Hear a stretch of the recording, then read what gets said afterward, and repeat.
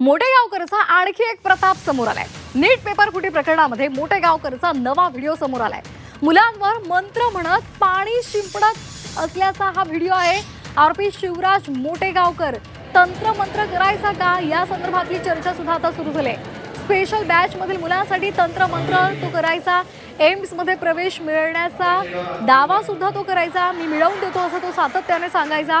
Doctor घडवणारा शिवराज मोठेगावकर हा अंधश्रद्धाळू होता अशी ही चर्चा सुरू आहे। आपण हा व्हिडिओ पाहतोय, झी 24 तास या व्हिडिओची पुष्टी करत नाही, मात्र आपल्याला दिसतंय त्याच्या हातामध्ये तांब्या आहे आणि त्या हातानेच तो पाणी शिंपडतोय आणि तंत्र मंत्र तो करायचा का, तो अंधश्रद्धाळू होता का असाही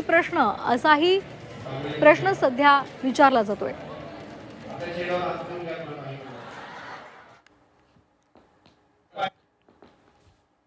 आमचे प्रतिनिधी वैभव बालकुंदे आपल्या सोबत जोडले गेलेले आहेत। आपण त्यांच्याकडून या संदर्भातली अधिकची माहिती घेणार आहोत।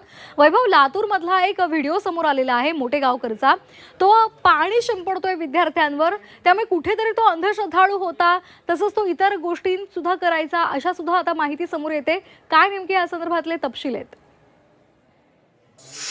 खाजगी क्लासेसमध्ये विद्यार्थ्यांवर तंत्रमंत्र करायचा का असा एक संशय आता निर्माण झालेला आहे। कारण त्याचा एक व्हिडिओ सध्या सोशल मीडियावर व्हायरल होतोय।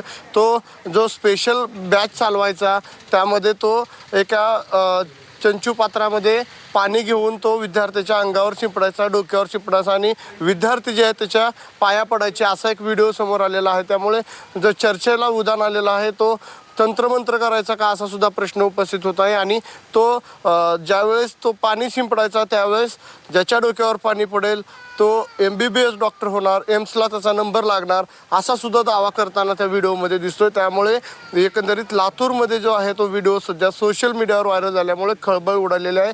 अंधश्रद्धा निर्मूलन समितीने सुद्धा आक्षेप घेतलेला आहे, कारण अशी भोंदूगिरी करणारे जे लोक आहेत त्यांच्यावर कायदेशीर कारवाई केली पाहिजे अशी त्यांनी मागणी केलेली आहे। आता या व्हिडिओ नंतर आता कशा पद्धतीने याचाही तपास केला जातो हेही पाहणं महत्त्वाचं आहे। धन्यवाद दिलेल्या माहितीसाठी।